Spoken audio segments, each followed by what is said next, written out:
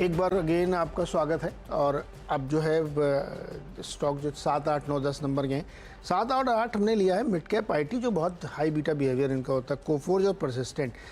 सीधे मैं अमेरिका से जोड़ रहा हूँ, वहाँ पे अगर रेट कट की उम्मीद बन रही है और मार्केट वहाँ के लाइफ हाई लगा रहे हैं, वहीं कहीं ग्लोबल मार्केट लगा रहे हैं, और आईटी बहुत सेंसिटिव है इस खबरों को लेकर के, तो हमारे यहाँ भी चलने चाहिए। बहुत आज वीरू सुबह कह भी रहे थे कि आज आईटी जो है ना डार्क हॉर्स या एक्स फैक्टर पता नहीं क्या क्या बता रहे थे, वो हो सकता है, तो इन दो को रखिए। 9th स्टॉक है भारतीय एयरटेल, और इसमें नोमरा की एक रिपोर्ट आई 1550 का टारगेट। उनकी एक बात इंटरेस्टिंग लगी, उनका ये कहना है कि कंपनी ने अपना जो डेट है वो घटा के 2 लाख कर लिया है, कैपेक्स वेपेक्स कर चुके हैं 5G रोल आउट के लिए, बेस्ट प्लेस्ड है आरपू का गेन लेने के लिए, और इस बार का आरपू बढ़ के ही भी आया। तो मुझे ऐसा लगता है कि चुनाव के बाद आपको टैरिफ हाइक मिलेगी, तो भारतीय ध्यान में रखिएगा, 1550 का इन्होंने टारगेट दिया है। 10वां स्टॉक है कॉलगेट, जेफरीज की एक रिपोर्ट आई है 3020 का टारगेट है, कई और रिपोर्ट हैं जो 2500 भी टारगेट दे रहे हैं।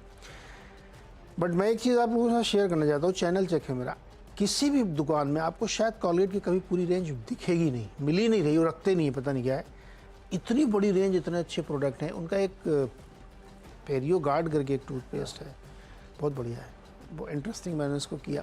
तो मुझे लगता है कि इनका जो पूरा पोर्टफोलियो तैयार किया है ना, वो बहुत ही बढ़िया है, ग्रोथ के लिए अच्छा है, और इसीलिए ये बात जेफरीज को भी पसंद आ रही है कि बहुत एनकरेजिंग है, और अगर रूरल ग्रोथ बन रही है तो ये कंपनी ग्रो कर सकती है। तो टारगेट भी 3020 हो गए 4। ओके, अगले 4 स्टॉक्स लाइए भाई। अपन ने जो तक बातचीत करी उसके बाद सब लाल वाले रखता हूँ, सब रिजल्ट्स रिलेटेड कंसर्न्स के चलते। जिंदल स्टेनलेस को लाल लेके जा रहा हूं, वीक क्वार्टर है, आय 3% साल दर साल गिरी, इबीटा 9% गिरा, मार्जिन्स में 70 बेसिस पॉइंट्स का डिक्लाइन है, और मुनाफा 30% के आसपास कूल ऑफ होता हुआ या कहें दबाव में आपको नजर आएगा। तो Jindal stainless across the board वो थकावट है नतीजों में, इसीलिए इसको लाल ले जा रहा हूं। हालांकि खासतौर पे बाजार को डिसअपॉइंटिंग लगेगा जो मार्जिन्स पे तगड़ा मिस है। एनएलसी इंडिया, ये हाईलाइट, ये पूरा ही कमजोर है, और इसमें ऑपरेशनली वीक क्वार्टर कहना चाहिए पूरी तरह से इसका परफॉर्मेंस देख के। आय 31% साल दर साल गिरी, इबीटा उसके सामने 65% के आसपास का दबाव साल दर साल दिखा रहा है, मार्जिन्स 33-34% वाले इस समय 17% के आसपास आते हुए आपको नजर आएंगे, और इसके चलते मुनाफा ऑलमोस्ट इरोड हो गया है, 86% के आसपास मुनाफे में दबाव है नंबर्स पे। तो खैर एग्जीक्यूशन डिलेज हो रहे हैं, माना ये जा रहा है बेसिकली आगे चल के पिकअप होगा, लेकिन जब होगा ये परफॉर्मेंस खास दिक्कत वाली इन एग्जीक्यूशन डिलेज के चलते जो अर्निंग्स पे खासा इंपैक्ट पड़ा है। डिक्सन टेक्नोलॉजीज, इसको ऐसा नहीं कहूंगा ऑपरेशनली वीक है, ये ऊपर टॉप लाइन गड़बड़ा गई, उस वही सीधे पूरे नतीजों में पर्कुलेट कर गया।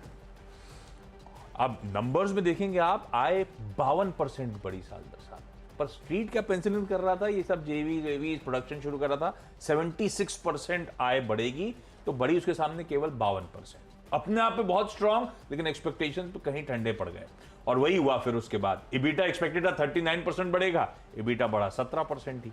मार्जिन एक्सपेक्टेड, मार्जिन तो खैर जैसे एक्सपेक्टेड वैसे ही हुए, एक्सपेक्टेड था 110 बेसिस पॉइंट्स गिर जाएंगे, 5.1 वाले 4% पे आएंगे, 4% पे ही मार्जिन आए हैं। अब मुनाफा एक्सपेक्टेड था 45% बढ़ेगा, बढ़ा केवल 25%, इसीलिए वो टॉप लाइन मिस जो था वो पूरा पर्कुलेट कर गया नीचे तक। और फाइनली टीसीआई को भी लाल लेके जाना, आय 10% बढ़ी, उसके सामने इबीटा केवल 1.5% बढ़ा, तो मार्जिन्स 80 बेसिस पॉइंट्स कॉन्ट्रैक्ट होते हुए 11% के 10.2 पे, और मुनाफा आपकी स्क्रीन पर आ जाएगा।